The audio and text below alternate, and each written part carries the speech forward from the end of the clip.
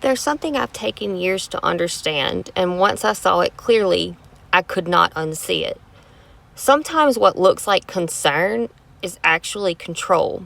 And if you've ever gone no contact with family and suddenly they escalate in dramatic ways, you know exactly what I'm talking about. There have been multiple times in my life where I've cut contact with my mother, not out of spite or to punish her, but because my mental health improved when I wasn't in constant emotional entanglement. It was extremely codependent.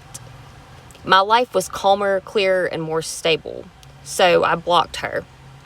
About 3 months into not speaking, the police show up at my door for a welfare check. They had my family on speakerphone, and my sister says, "We didn't know if Robin had killed you." Robin was the man I was dating at the time. Everyone in my family knew he was abusive, physically, emotionally, verbally. They knew the situation wasn't safe, so their explanation was that they were worried I might be dead. Okay, fine, let's sit with that. They believed I could be in danger, believed this man was capable of harming me, and instead of respecting my request for no contact, they escalated to law enforcement. I mean, I guess in a way that makes sense, right? But just hang on a minute, because this is where it starts to get interesting. I remember standing there thinking, can I not just walk away as an adult in America without being tracked down? Even the cops said, yes, you can. Because I wasn't missing, I wasn't a minor, I wasn't incapacitated, I had simply chosen distance. Now, fast forward about a year. I finally leave Robin. I'm staying somewhere else. I'm trying to stabilize myself, trying to breathe, trying to figure things out. One day I don't answer my phone because I'm asleep. Literally asleep all day. What does my mother do? Does she drive the hour from her work to come check on me herself? No. She calls Robin, the man I just left, the same man she previously implied might kill me, using that as an excuse, right, to do a welfare check. And she asks him to go check on me. Now think about that for just a minute. The man they framed as dangerous enough to justify police intervention is now the person they send to my location. He didn't know I was staying with another man.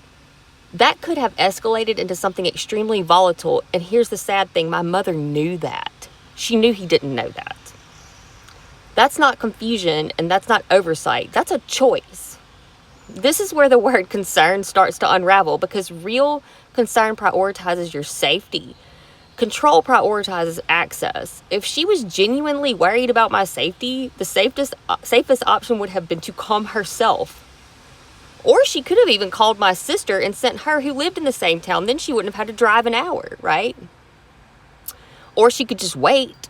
It was just one day. I mean, I was 36 years old at the time. Come on. Or she could just accept that I'm an adult who didn't answer the phone. But instead, she reintroduced my abuser into my space after I left him. That's not protection. That's a boundary violation disguised as worry. And this is the pattern I want people to pay attention to. When you create distance, some people don't respond with reflection. They respond with escalation. Police, third parties, exes, relatives, anyone who can be used to regain access to you.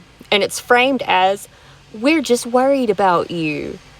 But worry that overrides your autonomy isn't care. It's control wrapped in emotional language.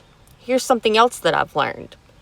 When someone cannot tolerate you stepping away, that tells you more than their words ever will. If distance triggers panic, anger, triangulation, or dramatics, it's usually not about your safety. It's about their loss of influence.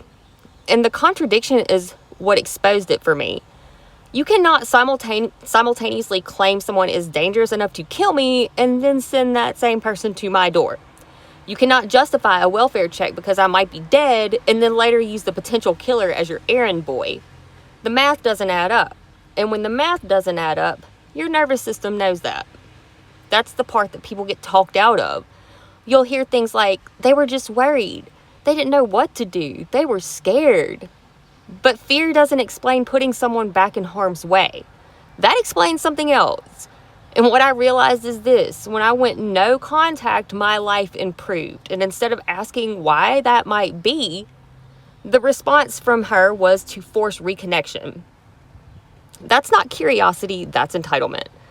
As an adult, you are allowed to disengage. You are allowed to not answer your phone. You are allowed to block people. You are allowed to not explain yourself.